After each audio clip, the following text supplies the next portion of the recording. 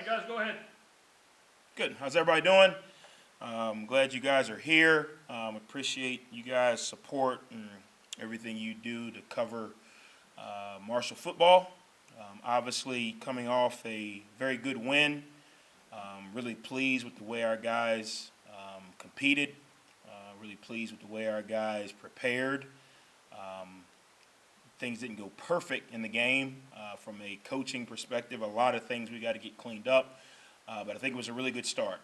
Really pleased with the commitment to change on the defensive side and kind of doing some things schematically that was not necessarily what we do or will do the rest of the year, but the players and the coaches bought into it. Really pleased with that. Really pleased offensively with the guys' buy-in to the tempo, buy-in to the next play mentality, buy-in to the standard of excellence, whether you're a receiver, O-line, D-line, running back, quarterback, whatever it is. Everybody kind of bought into what needed to be done. Really pleased with our competitive character that was shown. Navy, a very tough opponent, really created a lot of challenges for us throughout the week and obviously in the game. But I thought our players did a really good job. Really excited about the buy-in from our special teams. A lot of the guys on those units are not full-time starters on offense or defense, but they accepted their role in contributing to the success of the team. And I think it was a really good start, continuing to grow as a program. Got to get cleaned up some of the discipline issues that showed up that ultimately will catch up with us at some point. I tell the guys all the time, it catches up to you when it catches up to you. Way too many turnovers, a lot of loose balls. Some of those things coaches expect in first games. I don't think so. We practiced way too hard for those things to show up. We were lucky that those things did not cost us in the game, but it was a great learning lesson for our guys of how close we can be to being really good or slowing us down when we don't do what we need to do. So with that, opened up the questions. Who's first? Coach Huff, obviously you're the first coach in Marshall football history to go on the road and win. So first of all, I know you talk about rat poison and all that, and you don't want to talk about it, but it is kind of a big deal. So have you noticed that? What have some of those conversations been like? Are you proud of that? And where do you go from here? Well, I mean, obviously, anytime you can win, that's a good thing. But my plan is to win every game. That's what we're going to try to go out and do. Is that going to happen? I don't know. I'll tell you after each game. But I think anytime you can have success as a program, you strengthen your buy-in. The kids we deal with, the age group we deal with, are see it, touch it, where's my result from it? And they work really hard, so to go out and have some success in the first game, I think really allows our process to continue. I don't know what happened to the other coaches in their first games. Maybe they should have scheduled Navy. I don't know. I don't know who they played. But I think, obviously, anytime you can go out and have success, I think it's great. I try not to put the light on me because I didn't make any tackles. I didn't throw any passes. I didn't block anybody. But it really comes back to the commitment and buy-in from the team. And I think, as a coaching staff, I think we prepared our guys, and I think it showed on Saturday. Coach, there were some questions about the O-line coming in with the guys you lost in the offseason. You guys had questions. Yeah, sure. I had questions. Mm-hmm. I know a lot of us did. But after seeing what they were able to accomplish on Saturday, particularly on that right side with kind of new guys, Logan and Kendrick in there, just what's your assessment of that group coming out of the Navy game? Yeah, same assessment I had on August 8th. You guys were ready to sell the farm, and we can't block anybody. And I told Coach Morrissey he might as well quit because you guys are obviously the experts, and we don't have any O-linemen. No, jokingly. I exactly what we practiced, and I think you're going to hear it over and over. We practice extremely hard, so the games are really easy. Those guys were able in practice to show that they had the ability to go out and perform. Is there some things we got to get cleaned up? Yeah. Are there some things that as the season goes on, those guys will get better at? Yeah. But I told you guys in the first interview, we got 8 or 9 guys we feel really, really good about. We practice moving those guys around. So Millett's helmet comes off. Does the quote-unquote backup center, who's on you guys' depth chart, you guys are, that's the Bible to you guys, the backup center did not go in. We moved Sal over. We moved Tucker in. Probably happened somewhere in the middle of camp where we said, hey, Sal, go to center. Hey, Tucker, go to guard. So those are the things that, and I get it. You guys hate me because I don't let everybody in practice. I get it. But those are the things that we do in practice to figure out if it works so that when it's game time, you guys don't look at me like this guy doesn't know what he's doing. Now, if you come to some practices, there are some decisions that I make that make no sense. And after I do it, I'm like, that didn't make any sense. But just like we tell our players, we're going to make those mistakes or we're going to learn those lessons in practice so that in a game when it happens, we're prepared for it. Coach, you mentioned something in the Navy game there on the coaching side of things. You guys have to clean up a little bit. Can you expand on that a little bit? Was there maybe some communication problem or what was going on? What do you mean by that? No, I just think when you put guys out there for the first time, this is new for all of us. Obviously, we've all coached before. We've never coached together. So just who you're playing, how long are you playing them? Who needs to start versus who needs to take a couple plays to kind of settle down a little bit. Who's better, in the second half. Whose play limits or play ceilings, reach whatever. Hey, this guy can play 40 plays and then he needs, a couple of series off. So those are the things coaching wise that I think we gotta continue to adjust and learn from. Hey, who does really the things that show up in practice ultimately show up in the game. Hey, did we see this person do X, Y, and Z in practice, and here it is in the game. So just obviously being a new coaching staff, first time working together, some things that we learn kind of on the fly that we got to be able to build off of moving forward. Hey, Coach, Sam, I think, told us after the game they gave you the game ball. How cool was that moment just for you on an individual basis and as the first game as a head coach in your career? How neat was that to see?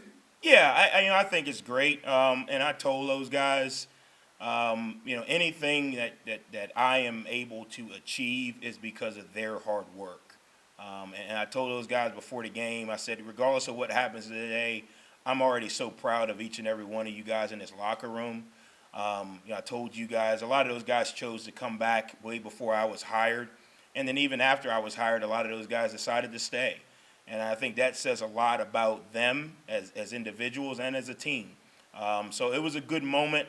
I wouldn't have wanted to share my first win with any other group of guys, knowing what we've gone through as a program, and I'm talking more in-house, and knowing what we've gone through as a team. There's been some rough mornings. There's been some rough periods in practice. There's been some guys who have been pushed out of their comfort zone, and when you do all of those things, it's no different in any family. The issues, not necessarily negative, but the issues or things that come up in-house kind of make you stronger, and it makes you appreciate winning, and it makes you appreciate playing together. It makes you appreciate having success together a little bit more.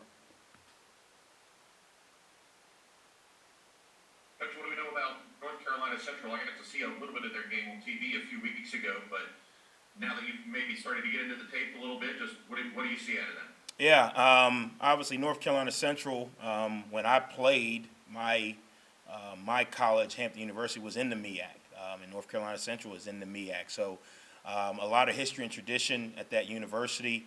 When you watch them on film, it's I won't say scary, but it's concerning because they have good size, and when we played Navy, the one thing we thought we had an advantage over was just pure size. And I mean, it is what it is. Their recruiting philosophy, what they do, size, we had an advantage. I think we're probably going to be even in this game, on both sides of the ball. They've got some really big receivers.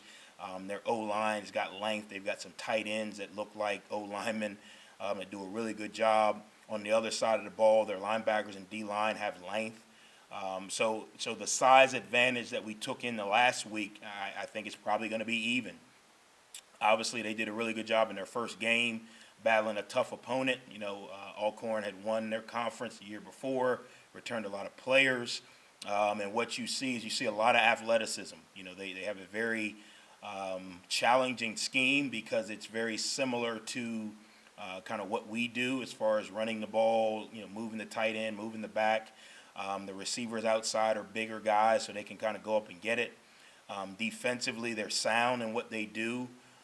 They pressure with a purpose. It's not just kind of calling pressures here or there. So it's going to be a challenge. I know a lot of people say, oh, man, you won the first game, now you got North Carolina Central. As a coach, when you put the film on, you're not looking at the logo on the helmet. You're looking at the execution.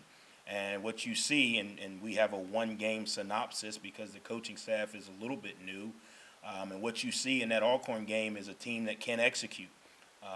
And that's something that we're going to have to be prepared for moving forward. Kind of staying with the same theme, North Carolina Central, obviously, it's your guys' home opener. So what's maybe your message to the fans? And also, we have this new Thunder Street and all that. So maybe something you could say to encourage fans to come out. Yeah, I expect a sold-out crowd. Just like the people that buy a ticket expect a good product on the field. We do our part. The community, the fan base has got to do their part. If we're going to take that next step as a program and be a national program, everybody's got to do their part. Everybody's got to pull the rope in the same direction. So every fan, every alumni, every person that's going to root for us or root against us, your responsibility is to show up on Saturday.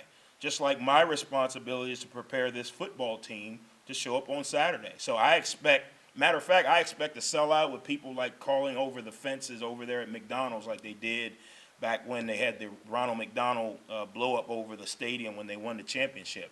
That's my full expectation. I expect every student to be at the game on Saturday, the entire game. I don't expect, the game's over, so we're going to leave midway through the third. I don't expect that. If we're going to be the program that we want to be, it's going to take everybody doing their part. My part is to make sure that the team is prepared and the team executes on Saturday. The fans, the community, their part is to show up, show out, come early, stay late. We're all in this together. So Eli Neal's responsibility is to tackle the football. The fan in section 109, seat 7, is to stay in that seat the entire football game. And if we all do our part, we can do something really special here at Marshall. But it's going to take all of us. Eli, obviously defense was a team effort on Saturday, but just looking at the numbers, he had a pretty good day. What was it about him that made him so successful against Navy? I commend Eli because he's been phenomenal since I've gotten here. But I think the one thing that really, I saw moving forward closer to the Navy game was his preparation. His preparation from film watching, his preparation from the way he practiced, the consistency in his practice, the leadership that he had of demanding that everybody around him practice with the same intensity and focus. And then Saturday was just a byproduct of the work he put in. And I think you guys had a chance to see that. Now, obviously, when you play linebacker, you need a lot of people in front of you to keep guys off of you. But his preparation allowed him to have a lot of success on Saturday. And hopefully that can filter throughout the team, and we all can prepare a little bit better so that when our opportunities come, we're prepared and ready to execute. Coach, I remember this time last week I asked you about Navy. You said you had watched 4 or 5 years of film, preparing for Navy. North Carolina Central, you have at least some sample size of what to expect. One thing with North Carolina Central, they have the MEAC Defensive Player of the Year, at least the preseason favor, on their side of the ball. So what's going to be the key for the offense against North Carolina Central? Yeah, I think, it's a little bit different. Offensively, we only have one game because their defensive coordinator is new. So that makes it a little more challenging. I'm sure, they've had an extra week to kind of prepare. So I'm sure they didn't run everything in their playbook, in that one game. So we're a little bit, kind of in a cookie cutter with what we're able to kind of assume they're going to do versus what we see they do. So it always comes back to us. We got to execute. We got to be consistent in our performance. I talked to the players this week about it. You know, it's one thing to go out and play well one week, but winners versus any team have consistency in performance. When people bought a ticket to see Michael Jordan play, they didn't buy a ticket and, man, he only scored 2 points today. And then the next week he scored 50 points. Consistency in his performance is what you do. So I talked to the entire team about making sure that we understand, regardless of the opponent, regardless of the circumstance in the game, consistency in performance is what we're trying to create so that whenever that is, when we need to make a play or we need to, have a drive or a stop, it's something we've been doing continuously throughout the season, not just, this is X game, we need to be ready to play, or this game is different because the opponent is not in our conference, or whatever it may be. So consistency in performance. So offensively, we've got to be consistent. We got to block, we got to tackle, we got to throw, we got to catch. Then what we also have to be prepared for is the adjustment, because they're going to do something that we haven't seen on film. We got really one game. We can go back and look at their players in other games, but we don't have as much of a library like we did with Navy, where we could go back 4 and 5 years and say, hey, they've been running this play for 5 years. We got to be prepared for it. So our players are going to have to do a really good job of adjusting on Saturday. Coach, how guys like Millette and Ulmer and even Salguero really helped Osborne and Sartor along throughout camp and helped them mesh into one unit? Yeah, I think anytime you have veteran leadership at a position, they kind of demand a certain standard of excellence within their unit. And those guys, Millette, Ulmer, and Salguero have been around here a long time. And Alex came in my office Sunday and said, we were talking, and he said, Coach, when I came here, you either performed or you didn't play, and that's kind of the tone that he's taken with that room. You get in there, you perform. It doesn't matter if you're a freshman, sophomore, whatever it may be. He was talking about, I think his first start might have been against Cincinnati, or almost first start was against Cincinnati, and was he prepared? Yes, but was he ready? Probably not, but he had to go in there and fight, and that's kind of the tone that he's taken with his room, or with that unit. All three of those guys is, hey, it doesn't matter if you're a freshman, sophomore, walk-on, scholarship guy, been here before, haven't been here before. If we put you in the game, you got to be ready to play. And I think that showed up with Sartor and Osborne kind of throughout the game, those guys kind of buying into that room's philosophy. And Jay Sean Kaufman is a guy that, your defensive line room was already really deep and pretty veteran coming in. What's he done to really catch Street's eye, your eye, and the entire coaching staff in practice to move into that rotation? Yeah, I think, once again, the way we practice allows everybody the opportunity to get reps. So what it does is it creates mass competition. When certain models of practice, everybody doesn't get a chance to get reps, and everybody doesn't get a chance to show what they can do because they don't have the reps to kind of, get going. What we do is everybody gets reps. And what Kaufman has done is he's maximized his reps, which forces Coach Street to say, this guy's actually pretty good. So now that forces the guys in front of him and around him to raise their level. Well, if he raises their level, everybody raises their level, the entire room's level raises. And if that happens, that creates, one, depth, because now we can play multiple guys. Two, it allows guys to stay fresher longer because they don't have to take every snap. And then three, which our guys across the board understand on this team, if you don't execute, you don't play. And I think our guys truly believe that and understand that. So they put the pressure on themselves in practice to compete and execute, knowing that they'll be prepared in the game. Obviously, North Carolina Central, you look back at the Alcorn State game, and they felt like everybody wasn't giving them a chance, and they sort of took that to task. Is that something that you talk to your team about and make sure that they're aware of come Saturday? It seems like they thrive in that situation. No, we respect every opponent, So if we were playing Huntington High School, we would prepare the exact same way if we were playing the Pittsburgh Steelers. I think when you have, games that are bigger, you guys hear me all the time. It's one game at a time, and there's no no bigger game on our schedule than another game. When you have those, hey, this team is the underdog and they're going to play hard. When you have that in your message as a coach, I think you create peaks and valleys in performance. Because if the players feel like, well, this game means more to coach because it's his first game, but the second game he's kind of like, oh, well, the fundamentals and the principles and values don't really, matter, then they feel that. So every game is the same to us. So, North Carolina Central is a good opponent. Do we have some advantages in certain positions? Yeah, same way we did against Navy. Do they have some advantages in certain positions? Yeah, same way we did against Navy. But, again, it goes back to how consistently can we execute on Saturday? How well are we going to prepare? And then ultimately, as a team, what's going to be our competitive character on Saturday?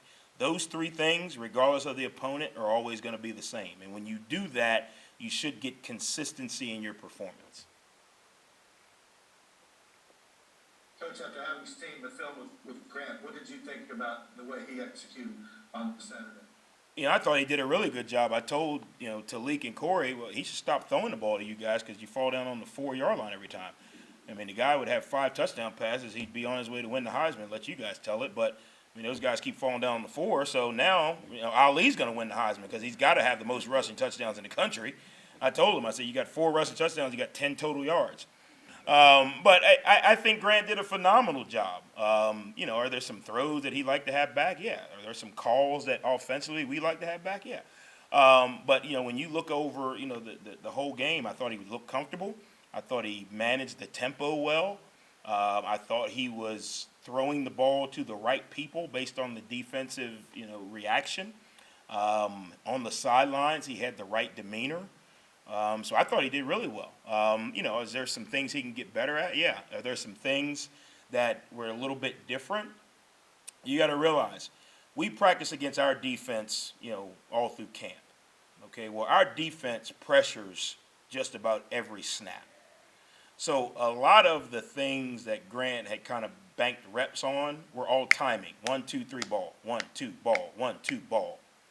Well, we got the Navy, and he was kind of sitting back there, kind of patting the ball. And he came to the sideline. He was like, well, man, I've got a little more time than I thought. So it's a little bit different throw. When you're used to kind of having to get the ball out quick and having to do things on rhythm, which he's good at, and then you get in the game and it's kind of where you can hold it, it's a little bit of a timing thing. And I think that's just something over time when you get true game experience in this season that he'll be a little bit better at. So, I probably would say there were 3 balls that, you say, oh, well, why do you throw it like that? Well, when you're sitting back there bouncing on your back foot for 3 and 4 seconds and you're used to sitting back there on your back foot, as soon as it hits, you're rocking and getting it out, it's a little bit different, But I think as the game went on, he kind of felt that and kind of made the adjustment. So I felt great about his performance. I think when you look at the whole game, if you just look at the stat sheet, you say, wow, he threw 2 interceptions, he didn't throw any touchdowns. But, how many balls did he throw that guys got tackled on the 4? Well, every touchdown that Sheen and Ali got, or Shell and Ali got, we were goal line, And I told the guy, my philosophy to the receivers, if you get tackled inside the 5, I'm going to call a run play. That's your fault. So if you get tackled inside the 5, we're going to run it. Now, if we don't get in with the run, we may call another pass play. But I think when you look at it from that perspective, I think he did a really good job. New adjusted system, new coaching staff, up-tempo, kind of letting him have a little bit more freedom, in the reads and the throws than he had in the past. I think he did a really good job.